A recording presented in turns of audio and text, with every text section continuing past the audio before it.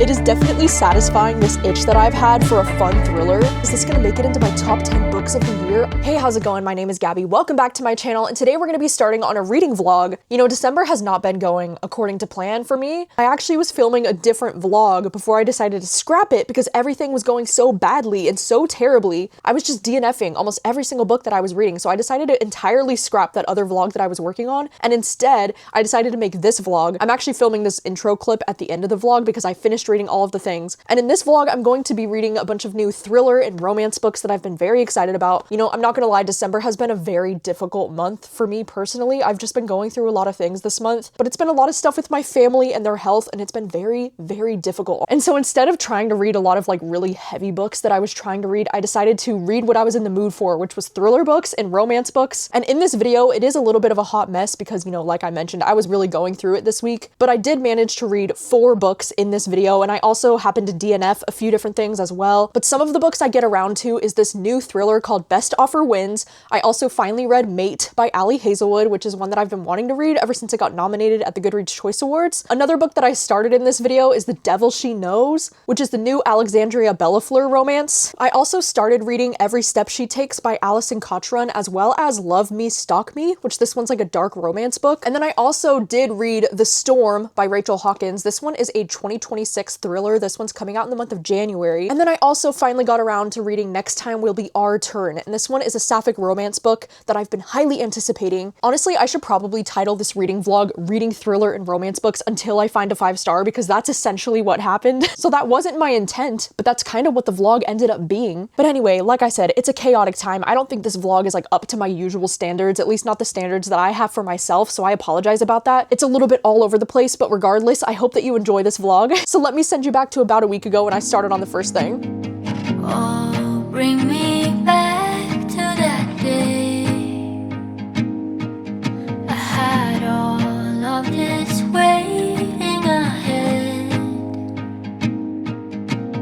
It kills to be halfway alive since I had you, and one till I see you again. Hello, how's it going? It's about 2:30 in the afternoon. It's been a really rainy, gloomy day, and I just spent the afternoon reading in a local coffee shop. And I've been reading Best Offer Wins this afternoon on my Kindle. I was actually in the middle of like working on another reading vlog yesterday, but I've been so uninspired and I've been feeling like I'm like getting into a reading slump with all the books that I've been trying to read for that vlog. So instead, I just decided to pivot and mood read because last night I got this book checked out from my library on my Kindle, and I was like, you know what? I'm in the mood for a thriller today. Like, that's what I want to read. And so here we are. I'm reading Best Offer Wins. And according to my Kindle, I'm already 54% of the way through this book. I got all the way up to chapter 17. And so far, this has been so interesting and like exactly what I've been in the mood for, because in this story we're following this character named Margot, and her husband Ian have been trying to get a house. I feel like the commentary in this book about the housing market right now in America, like it is just so relevant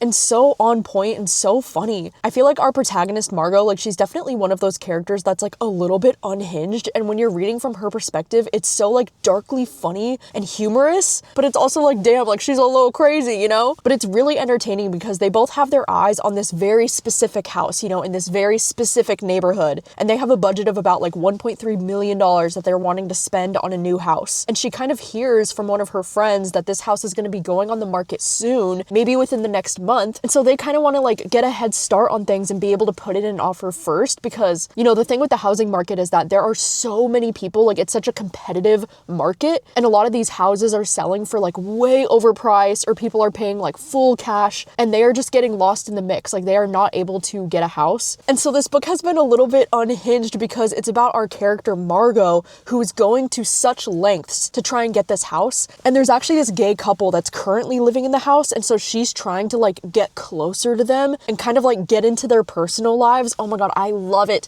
I love thrillers like this. Anytime we're following a main character who is like trying to get into the personal life of other characters, like I just find that to be so entertaining to read. I'm also loving that this book is kind of taking place like during or like right after the COVID pandemic. So there's also a lot of talk about like how the pandemic made things so much worse and like so much harder for everyone. But oh my gosh, at about 50% of the way through this book, it is just so fast paced. Like I definitely feel really gripped into the story story right now, and I can't wait to see where it goes, especially because when you look on Goodreads, this book is actually listed under the genres of thriller and horror, so I'm like, oh my god, where is this gonna go? Because it's listed under horror at this point, I'm like expecting the end of this book to get batshit crazy, and I kind of hope that it does. But I feel like recently I've been craving a thriller book that's kind of written in this way. It is definitely satisfying this itch that I've had for a fun thriller, so I'm happy to report that it's going well. I feel great about this. I mean, at this point, I'm only halfway through, but it's giving me vibes like it could be a 4 or even a 5-star read, depending on how the second half goes. I mean, with me and my personal reading taste, I would love for this to get way more horror in the second half. That's what I'm hoping happens. Like, I'm hoping it goes in that direction, but like, we'll see. But anyway, I think I'm about to head home. I do have a few little errands that I need to get done before heading back to the house. Like, I have to get my car tabs registration renewed, and then I also might try to swing by the library to pick up one of my library holds. But I do think I want to try and finish reading the rest of this one today because it is so entertaining and I just need to know where the story's going. Spend a little time away, but want your hands and our pixels on a web, down with this internet. I run and I run, call you up, you're on the other side.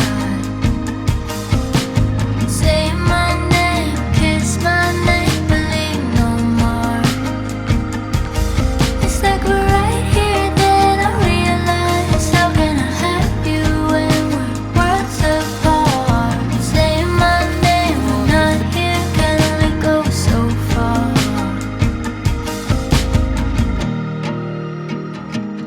Okay, hi, hello. It is many hours later. It's almost 10 o'clock at night, but I wanted to update you because I have finished reading Best Offer Wins. Tonight, I ended up making my staple dinner, as I do. It was one of my beef rice tacables, you know, like one of the meals that I make almost every single week. I'm still not sick of it yet. And then I ended up watching a few episodes of The Amazing Race with my mom because I love The Amazing Race. It's one of my favorite reality game shows, but I've been so behind because the season is already over and I haven't even watched any of the episodes yet, so we watched 3 of them tonight. And the great thing about this season of The Amazing Race is that all of the contestants on this season are from Big Brother, which is really fun to watch with my mom, you know, because both me and my mom are really big fans of Big Brother, so it's really cool because I know every single person that's on this season of The Amazing Race. So that's been really fun to watch, but anyway, I wanted to let you know that I just finished reading Best Offer Wins. You know, I know earlier tonight I was talking about how like, oh, I don't know if it's gonna land between like a 4-star or a 5-star depending on how the rest of the book goes, and I do think this one is probably gonna land closer to a 4-star for me. I don't think this was like my perfect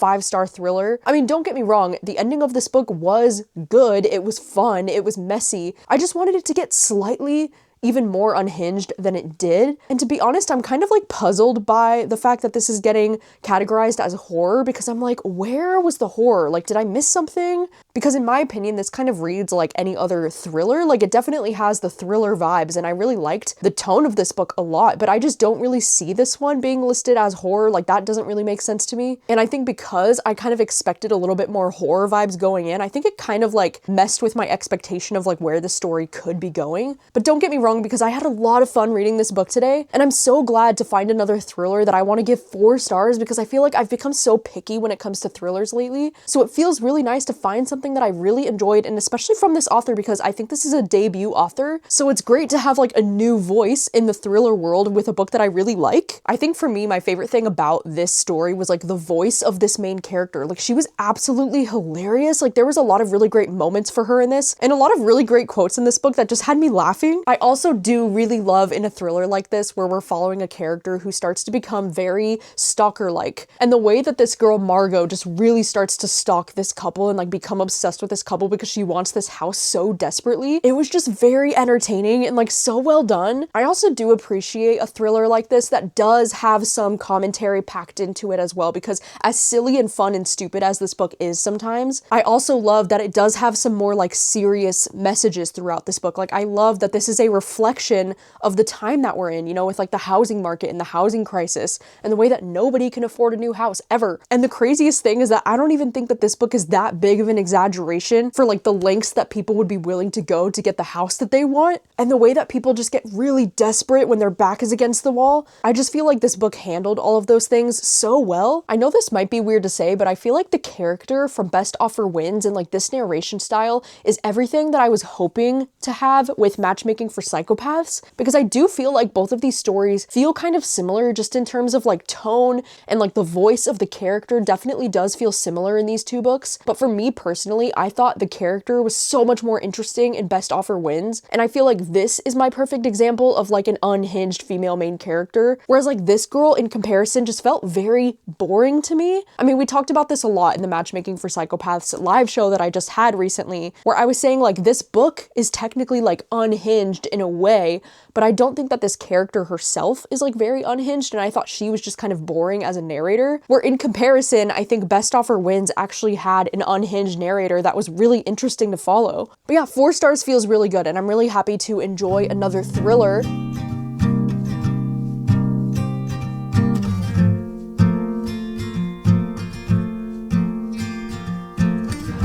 God, you see beauty where I see loss.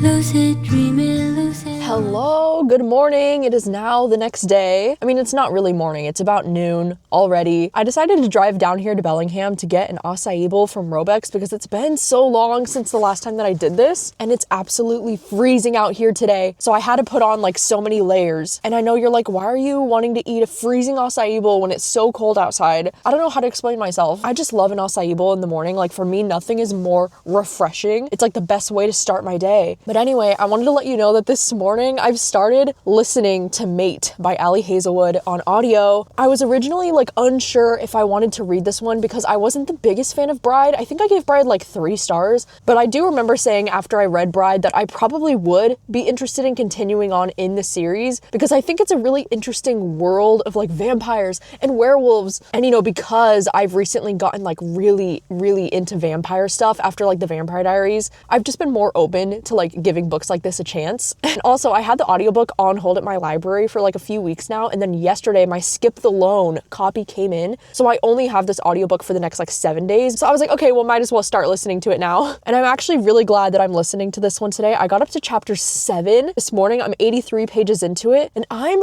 really liking this one so far. I'm kind of liking it more than I liked Bride, at least right off the bat. So, you know, in this story, it is a sequel to the book Bride, and we are following some of the same characters from that book. But the protagonist of this book is this girl named Serena. And right at the start of this book, she's kind of dealing with the fact that she is the first ever human and werewolf hybrid. And she also finds out that she is the mate of this guy who's like the alpha, and his name is Cohen. And the very first scene in this book is her dealing with this like very scary situation where there's this like other vampire guy who's like trying to kill her. And then Cohen has to come in and like save her from that situation. But like their immediate banter is just so good. You know, I don't know if I've ever been like super into the werewolf stuff, because usually like whenever it comes to like either vampires or werewolves, I'm always the type to like prefer the vampire characters. Like usually I wouldn't prefer the werewolf men. But like this guy Cohen has got to be like one of my favorite so far werewolf men that I've ever read, because I'm really enjoying his character a lot. There's just something about the way that he's written. Like I'm just like smiling. I'm like kicking my feet. I'm like, oh my God, they're so cute. I feel like he kind of reminds me of like Damon Salvatore from the Vampire Diaries. Like it's kind of like if Damon was a werewolf instead of a vampire. Like that's kind of the vibes that I'm getting from him. And I really love that.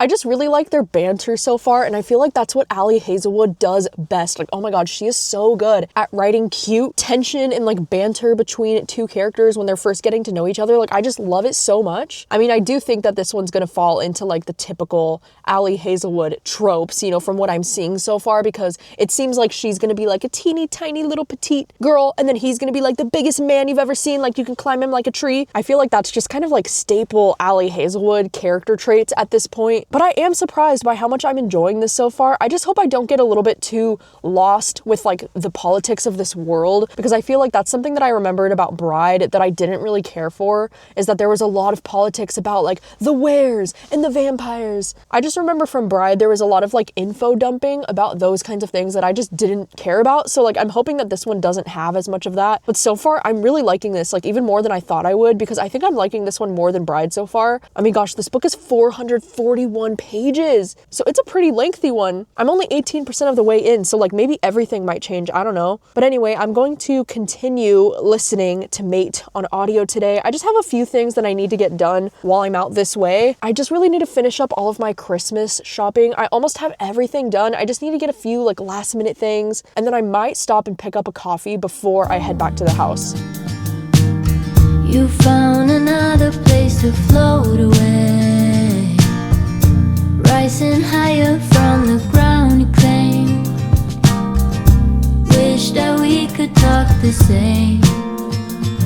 Yeah. Okay, look at how cute it is in my office. I've been home for like a few hours now, and as soon as I got home, I just had this urge. I need to clean this entire office space, and I also got these tiny little string lights from the Dollar Tree last week that I've been meaning to put up. It is like the tiniest string of all time. Like it literally plugs into that lamp, and then it's maybe like a foot or two long of string lights, and I feel like it fits perfectly on top of my computer. But I actually went in here and I like reorganized all of these like pens and all of this area, and I actually was like testing all of the pens here to like make sure that they work before I put them away. So now they're all organized and everything's like so nice and ready to go. I also have this one with like a bunch of pens that I use, and I've been sitting here because I'm going to start working on my stats page, like my end of the year stats that I really like to do. I mean, as you can see from this page, I am just about to get started on it now, but I just did the basic layout for it, like all the months of the year, and then like physical, ebook, audiobook, rating, male or female author, young adult books, what year it was published in,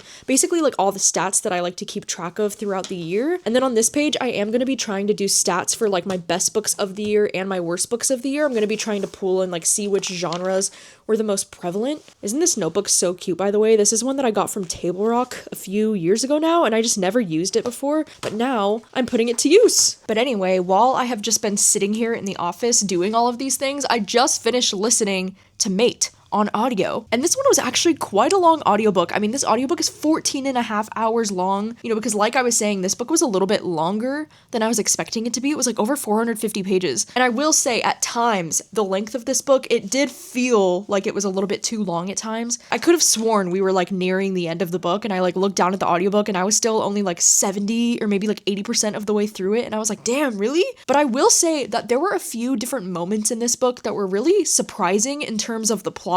I guess I'm mostly just reading these books for the romance because I really love the way that Ali Hazelwood writes her romances. And so, usually like I could care less about like the political aspects of this book where it's like the vampires versus the werewolves and like all of the history between these two species. But there were actually like a few different twists in this story related to like this character and like her past that I actually thought was like pretty interesting. I don't know, like there were a few moments in the audiobook where I was like, like I was like lifting my eyebrows and I like stopped what I was doing because I just had to like lock in to listen. And that's when you're listening to like a good audiobook, when it can hold your attention for all of those hours. I also like really loved the way that their chemistry was written throughout the book. I feel like Cohen is like one of my favorite male love interests from Ali Hazelwood in a long time. Like I really, really liked him. I mean, I don't know how I feel about the Killer nickname because he does have a nickname for her, and we all know how I feel about nicknames. And he calls her Killer almost like every chance that he gets. And like, I don't know, it's not my favorite nickname ever, but it's also like not the worst. I could definitely think of some nicknames that I've hated more than that, but I actually didn't mind it. Like, I don't know, for the most part, I thought it was pretty cute. And maybe it's just because I liked Cohen so much as a love interest. Maybe that's why I didn't mind it as much. I don't know. I also really loved the production of this audiobook, by the way, because this is one of those audiobooks that's like a duet audiobook. I used to have no idea what a duet audiobook even means, but it's basically like whenever she has a chapter, because you're following from both of their perspectives. And so anytime you're following from her perspective, it's in her voice,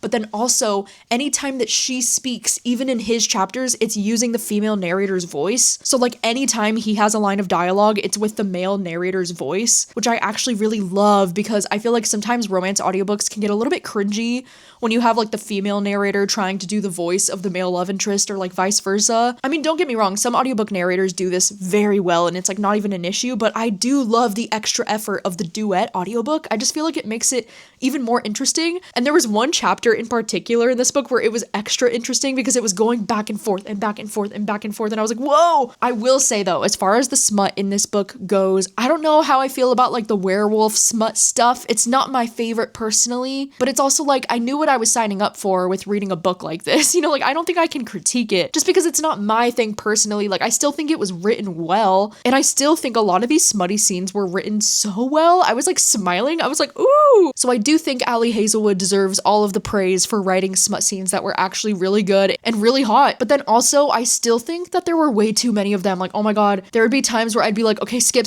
ahead because I don't care. There were just way too many smutty scenes for my personal taste. I was like, we could have taken out at least half of these and we still would have had the same story. But overall, I'm actually really glad that I decided to read Mate by Ali Hazelwood, you know, because like I said, I wasn't sure if I wanted to read this one, and I'm glad that I enjoyed this a lot more than I thought I was going to. I feel like Ali Hazelwood is like turning a new leaf for me this year. Is that the right expression? Turning a new leaf? Why does it sound so weird when I say it like that? Turning a new leaf? Is that the phrase? Maybe I'm just making shit up. I don't know. But I feel like she's definitely turned things around for me this year because I've DNF'd or I haven't enjoyed so many of her books. I mean, like I DNF'd Deep End and I DNF'd Not in Love. And she was just on a streak for a while where I was like, oh my God, like no. But then this year, I feel like she's been making a little bit of a comeback for me, you know, because I really liked Problematic Summer Romance. And I think I liked this one even more, which is crazy. So I think I'm probably going to end up giving this one 4 stars. Like that feels about right for me, which is amazing, you know, because that means I found a new favorite from Ali Hazelwood.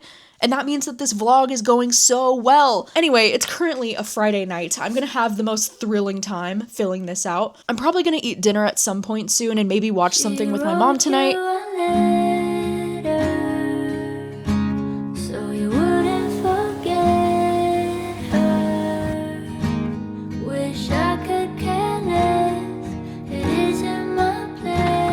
Dad made soup and quesadillas. Grab that spoon.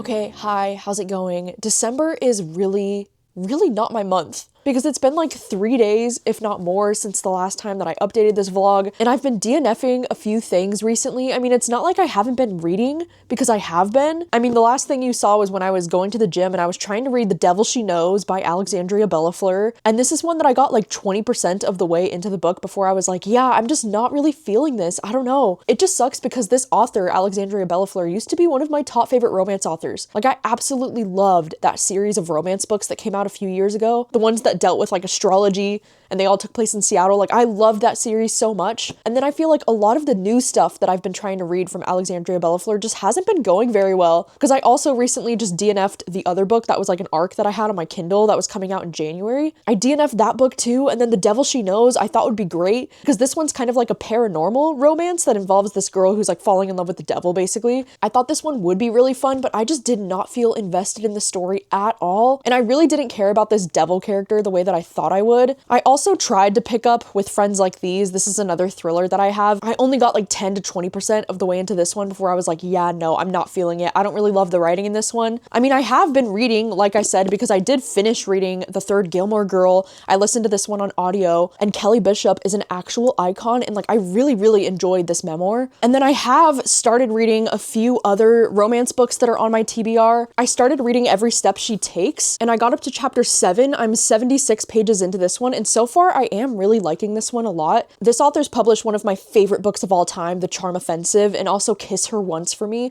are two of my favorite romance books that I've ever read. But then the last release from this author, the book Here We Go Again, I think it was called, I thought it was just fine. I think I gave it like 2 or 3 stars. So I was a little bit nervous to read this one, but so far it's going really well. And I kind of like that this one is about this character who's like figuring out her sexuality a little bit later in life. I feel like that's not something that we get super often in romance books, so it is really refreshing. And I also love that this one's going to involve a lot of traveling, because this one is about this character who's taking this tour through Portugal, and then it says Mal offers to help Sadie relive the queer adolescence that she missed out on. I'm really loving the setup for this one so far, and I've already had a moment where I like laughed out loud. And it's really cool because since this character Sadie is actually from the Pacific Northwest, they actually mentioned a few different places like close to where I live, and I was like, oh my god, that's so cool. I love whenever books do that, so I do think I'm going to continue with this one and hope to finish it soon. And I did also also start reading Love Me, Stalk Me.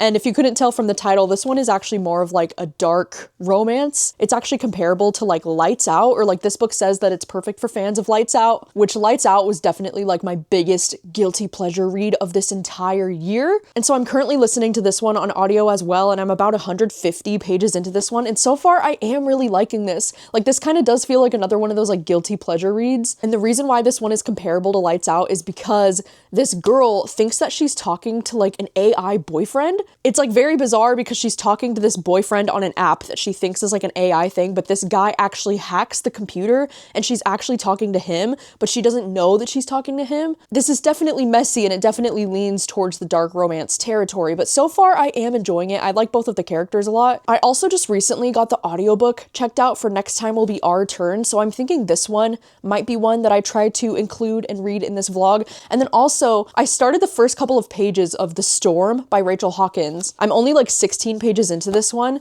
but this one is a thriller arc that I have. This one actually doesn't go on sale until January. And I know I always like to say that like I don't want to read any books that are publishing in 2026 before it's actually 2026, but I just got so curious about this one the other night and it's just sitting on my shelves and I'm just staring at it. So I started reading this one and I think I might actually try to finish this book. I'm not sure actually today which of these books I'm more in the mood for, so I think I'm going to read a little bit more of these and then figure out which one I'd like to finish first. But yeah, since the last time that I updated you, I have finished working on my stats page. It's looking pretty crazy and this has taken me so long. Like this takes me hours to do all the time, every single year. I've also watched a lot more of The Amazing Race with my mom. I'm really loving this season and we only have the finale episode left. So that's been really fun to watch with my mom. Also, there's like a crazy storm happening over these next like 5 days here in Washington and we are on a flood watch for the next 5 days. So it's kind of like gloomy and really rainy and windy outside. And so it's kind of making me like not want to leave the house at all. And I just feel like December has really not been my month because there's just so much going on in like my personal life right now that's like really hard to deal with and then also like really distracting me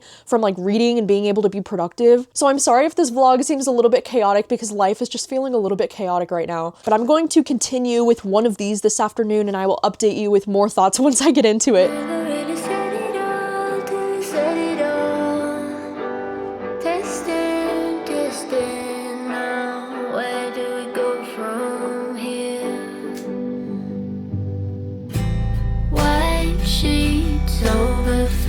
The same as when we left, clean cut underneath, light muslin and canvas till someone's coming back, crunch under my feet.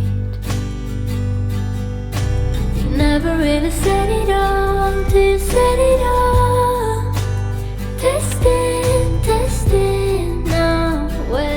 Okay, hi, checking in once again because it is just after 4 o'clock at night and of course the sun has completely gone down by this point. I am really struggling with the sun going down so early this year, like it is just really frustrating. But anyway, I was reading a little bit more of Every Step She Takes and I got 118 pages into this one, but then I did actually decide to pivot and read The Storm by Rachel Hawkins because I think I was more in the mood for like a really quick thriller today. And I just finished reading The Storm. I was actually able to like take a walk because there was a break in the rain and right now outside of the window, I don't know if you can hear, but it is raining so loud and it is so windy and the storm really feels like it's rolling in. So like what weird timing for me to read a book called The Storm while there is a really insane storm happening outside right now. I do kind of have mixed feelings on this one though. I feel like Rachel Hawkins is a thriller author that I always gravitate towards her new releases and I always really enjoy her books for the most part. I feel like this one in particular reminds me the most of her last release that came out called The Heiress. And I do think this one was a lot better in my opinion. I think I gave this one like 4 stars when I read it last year and I really liked this one, but there were a lot of elements in this story that reminded me of this one, mostly because of like the Southern Gothic kind of atmosphere and then also the way that you're like finding out about a character's past. But in this story, something that I really liked about this one was that it was very mixed media because in this story you're reading about like email exchanges, you're reading about a bunch of different articles, and you're also reading chapters from this memoir that this character is writing. So this story is actually taking place in Alabama and it's that's taking place in this town where they're known for these like deadly hurricanes. And we're following a few different characters and like a few different perspectives throughout the book. One of the main perspectives that we're following is this woman named Geneva, and she is the owner of this inn that's in the town. And then we also follow this character named August Fletcher, and he's going to be reaching out to this young girl because he wants to write a memoir about her like true crime life thing that she went through. There was this young girl called Lo Bailey, and it says that she was the local girl accused of killing her lover, which was this political golden boy named Landon Fitzroy. And she was accused of this crime back in 1984. Now the story's taking place in the present day in 2025. And so he reaches out to her because he wants to like write a memoir about her story, because she kind of says that she wants to do a podcast. And he basically convinces her not to do the podcast, and he tells her he thinks it would be a lot more effective to have it written as a true crime book. So she's going to be working with him. And so throughout the book, we do kind of get to see the chapters that they're working on together. And then we are following from the perspective of this woman, Geneva, who is like running this inn. And she's kind of tied into the story in a really interesting way as well. You know, something that I don't really understand with this is that this feels like the perfect thriller to read in the summertime, because most of these hurricanes that you're reading about are taking place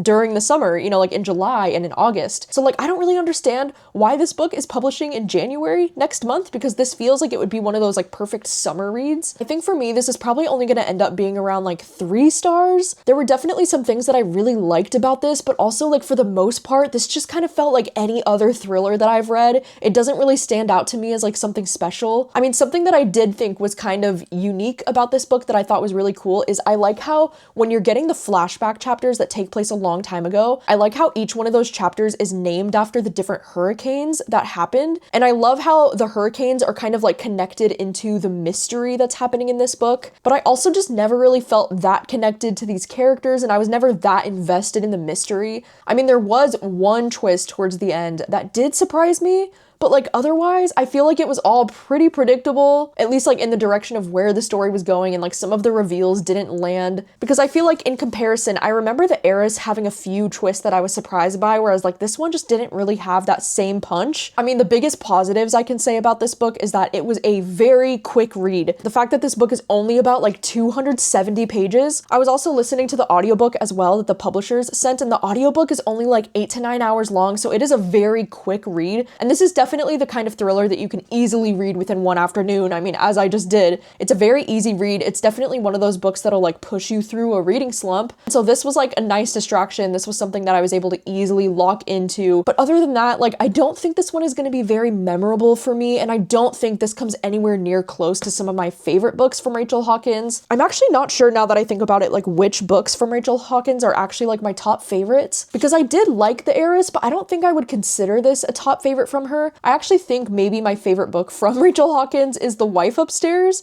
which was like the first thriller that I ever read from her. And that was actually the first BookTube pick that we ever had, can you believe? But I had a lot of fun with The Wife Upstairs, and I feel like I haven't had as much fun with her thrillers since I read that one. But this book is publishing in the month of January, next month, very soon. I think for me, the best thing about this book was definitely the atmosphere, because I loved the beachy vibes and like the summer storm and the way that the hurricane was looming. It had some really great atmosphere. Like, that's one of the most positive things that I can say about this one. I also did really love the mixed media element in this, and I feel like it made it read so quickly. I'm also so excited because in the mail right now, I just got my Aardvark picks in the mail for this month. I ended up getting Itch by Gemma Amor, because this book is actually like not even available in the States until January, and I think Aardvark had it early, so I just had to snag this one. I'm so excited. I might actually plan to read this one maybe during Winterween, I don't know. And then I also got this one called Who Wants to Live Forever? This is one that I had never even heard of before I added it to my cart, but I saw it on Aardvark and I was like, what is this? And apparently it's like a sci-fi book. It says this is a must read, especially for fans of Tomorrow and Tomorrow and Tomorrow. And I don't think this one is available in the States yet. Like, I think it said it was only published in the UK or something. And Aardvark is the only way you're able to get this in the States. So I had to check this out. So I'm very excited about my cute little book haul. I also got my Hobonichi journal in the mail for 2026, which I'm very excited about, because my Hobonichi journal for 2025 is like looking pretty thick as we get towards the end of this year. I actually kind of fell off at the end of the year, and I didn't follow through on like doing a lot of the daily pages. I'm like mainly only using my Hobonichi planner now for like the monthly pages and the weekly pages. Oh my god, I love doing the weekly pages, but I'm hoping to really get back into doing the daily pages on my next year's Hobonichi. So I'm glad to finally have this.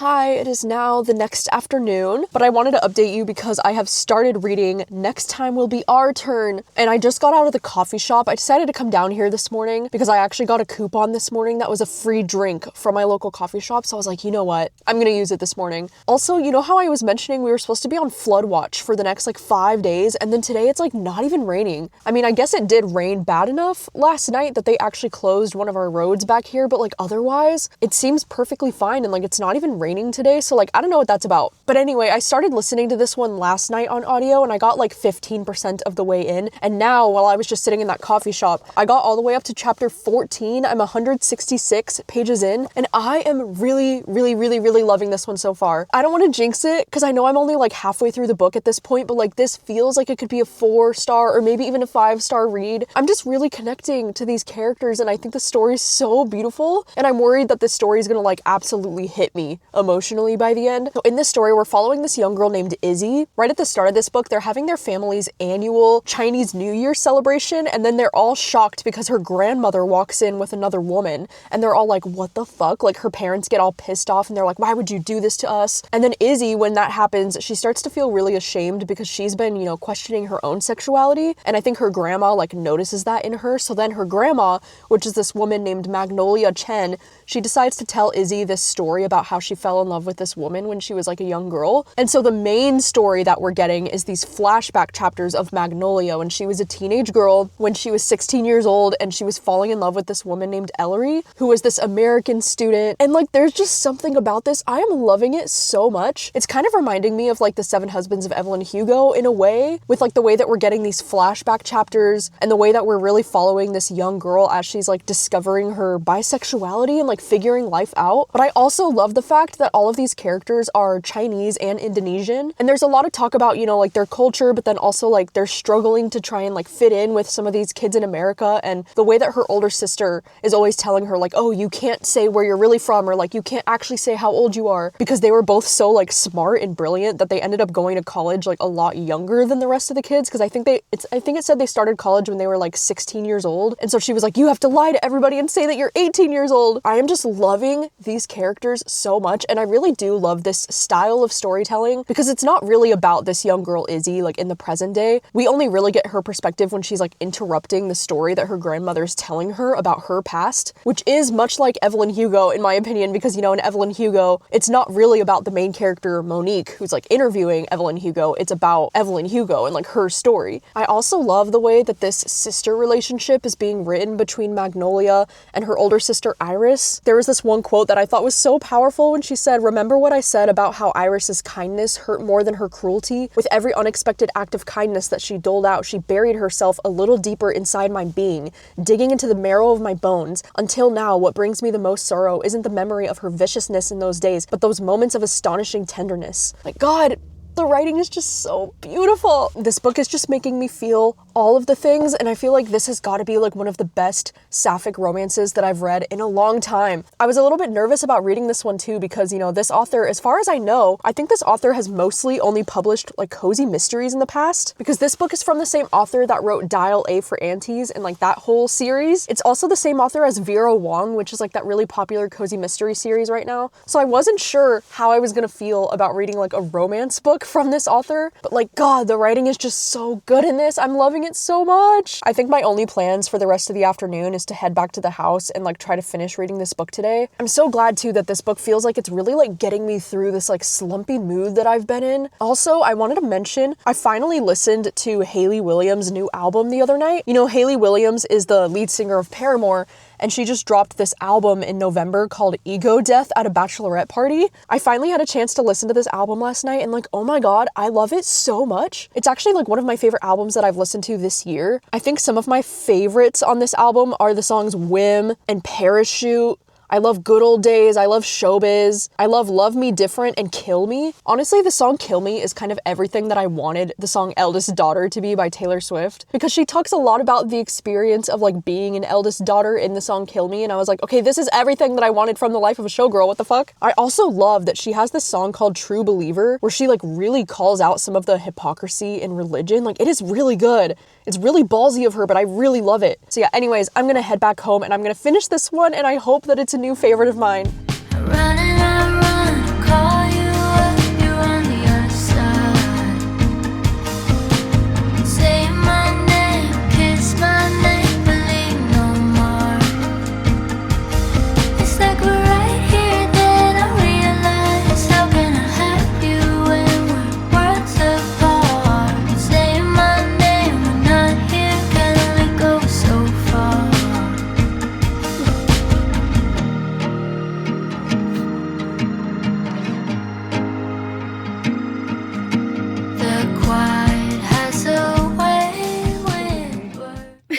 hi, I just finished reading Next Time Will Be Our Turn. Or did the book just finish me? I'm not sure.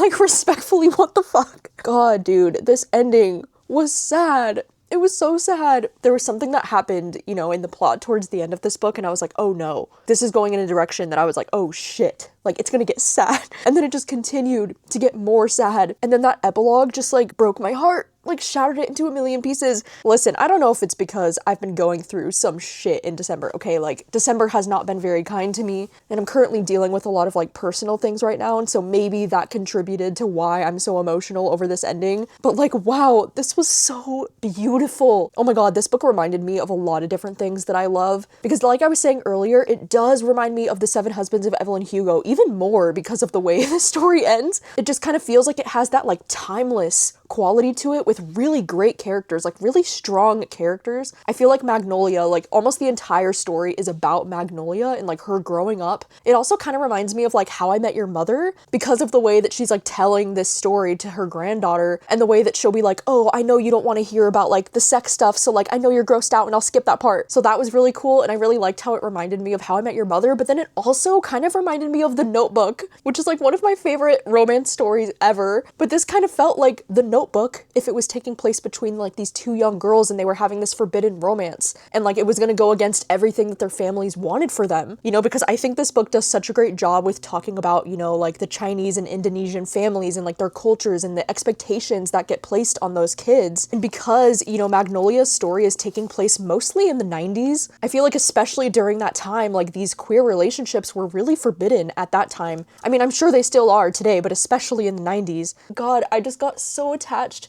to these characters. Like, the way that this author just wrote this story is just so freaking stunning and so freaking beautiful. You know, the audiobook is good too, and like I was so locked into the audiobook, like I could hardly focus on anything else that I was doing because all I could do was listen to this audiobook, because I was like, oh my god, what is gonna happen next? Because I feel like towards the end of this book it gets a little bit twisty, or at least like there's things that were happening that I was like, oh my god, no way. And all of it was heartbreaking, like all of it just completely broke me as a person, but like, oh my god, the romance was so good and it was so cute and so sweet. God, I'm so happy to end the vlog on a really positive note, because I think this was an easy 5 stars for me. I mean, God, anytime a book can make me this emotional and get this kind of reaction from me, I know that it's an easy 5 star. And now I'm like, holy shit, because we're kind of reaching that point in December where I'm trying to finalize my favorite books of the year right now. Like, I'm making the list, and now I'm like, where am I going to put this? Because this is definitely going to be one of my top favorites that I've read this year. Like, is this going to make it into my top 10 books of the year? I don't know, but I loved this. I loved it so much. Maybe I really do need to read some of the other stuff by this author, because I have read Dial A for Aunties and I enjoyed it, but I just had no interest in continuing on with that series. But I know Vera Wong is like a very well-loved book from this author, and I just haven't read it because I don't really think cozy mysteries are my thing. You know, with the way this author writes, I'm like, fuck, maybe I should give it a chance. I don't know. So this was 5 stars, and this absolutely ruined my life, but like in the best way. I also wanted to let you know that I am still reading Every Step She Takes and Love Me, Stalk Me, and I am planning to finish both of these books before the end of December. So if you want to hear my final thoughts on these books, I will include them in my December wrap-up at the end of the month. And I'm so happy that I have another sapphic romance that I can recommend, because, you know, like I said, this year, I've been really struggling with the sapphic romance books. Like, I haven't found any new favorites, or at least none that I can think of off the top of my head, so I'm so glad that I love this. That is going to be a wrap on today's video. I would love to know if you read any of the books that I mentioned in this vlog. What do you think of them? Any comments on my videos really help with my channel's engagement, and so if you made it to the end of this video, I would love if you can put any kind of like heart emojis in the comments. That would really help me out. Thank you so much for watching. As always, I really do appreciate you, and I will see you very soon with another video. Bye!